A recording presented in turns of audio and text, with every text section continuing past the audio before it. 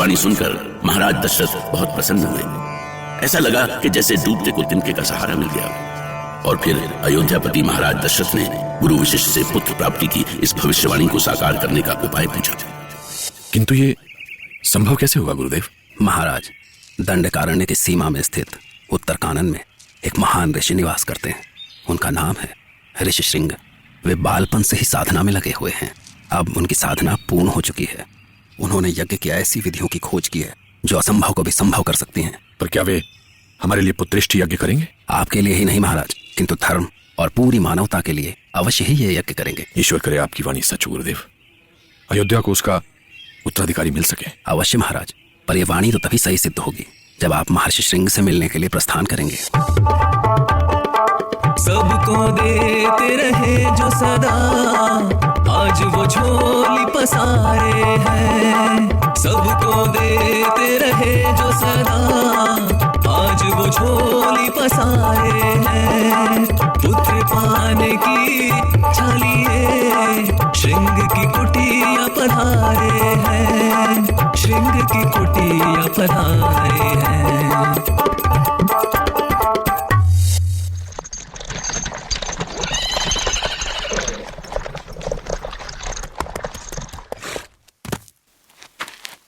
महाराज, जैसा गुरु वशिष्ठ ने बताया था, उससे लगता है महर्षि श्रृंग का आश्रम यही है। हाँ सुमंत, हमें आश्रम में चलकर देखना चाहिए।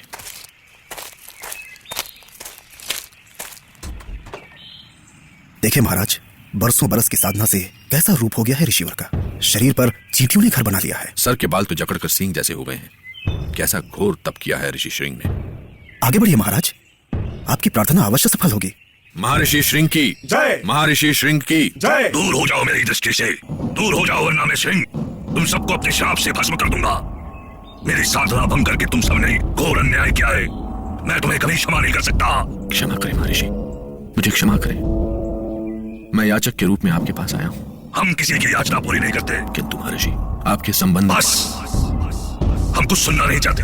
दूर हो जाओ, दूर हो जाओ हमारे सामने से, जाओ। ऐसा न कहे महर्षि, मैं यहाँ बड़ी आशा और विश्वास से आया हूँ। तुम्हें देने के लिए कुछ भी नहीं है हमारे पास, लौट जाओ। ऋषि श्रृंग का उत्तर सुनकर महाराज दशरथ का मन बुझ गया। वो जानते थे कि गुरु वशिष्ठ की वाणी झूठी नहीं हो सकती, पर उसे सच करने के लिए ऋषि श्रृंग को कैसे मनाएंगे वो।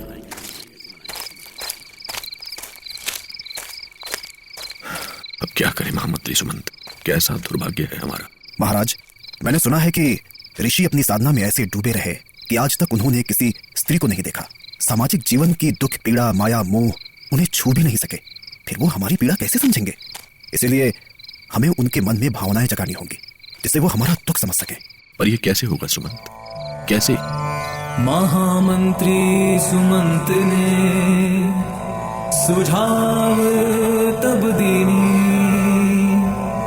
नृत्य गान विविध आयोजन महाराज ने कीनी।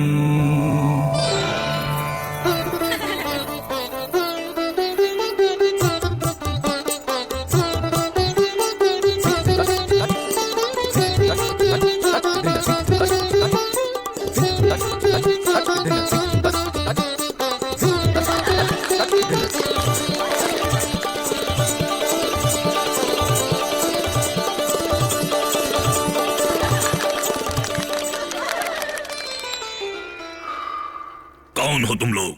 महर्षि, मैं अयोध्या नरेश दशरथ हूं और ये अप्सराएं हैं। आपको प्रसन्न करने के लिए हमने ये आयोजन किया है। आपके संबंध में गुरुदेव वशिष्ठ ने। मुनि वशिष्ठ? क्या उन्होंने भेजा है तुम्हें? हाँ महर्षि, उन्होंने हमें अयोध्या के उत्तराधिकारी के लिए आपसे प्रार्थना करने को कहा है। उन्होंने कहा है कि आपका योग बल नक्षत्रों की गति भी बदल सकता है, असंभव को संभव कर सकता है। मैं मुनि वशिष्ठ का सम्मान करता हूं। कहो, क्या कर सकता हूं मैं तुम्हारे लिए? अयोध्या को उसका उत्तराधिकारी चाहिए ऋषिवर। अपनी सिद्धि से हमें पुत्र की प्राप्ति का फल दे। ठीक है, पुत्र प्राप्ति के लिए पुत्रेष्टि यज्ञ करना होगा राजन। तो देर न करें महर्षि, हमारे साथ अयोध्या चलें और यज्ञ प्रारंभ करें। तथास्तु।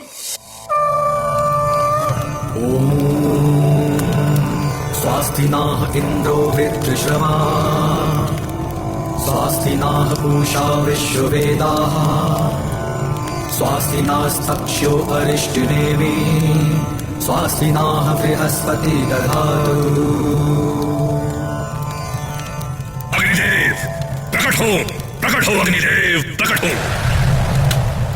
मैं अग्निदेव आपकी साधना और यज्ञ से प्रसन्न हुआ।